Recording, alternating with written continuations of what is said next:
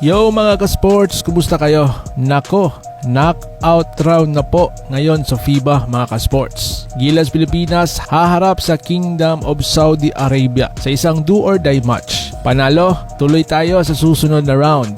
Pag talo, nako, sadly to say, uuwi tayo agad. Pero bago pa magsimula ang laban, napakainit ngayon na usap-usapan sa social media. Puro Amerikano daw ang players ng Gilas. Totoo ba? At paano kaya makaka-apekto nito ang performance ng ating national team? Kung trip mo po ang ganitong content, paiwan ng follow at pasubscribe na din. Tara, simulan na natin.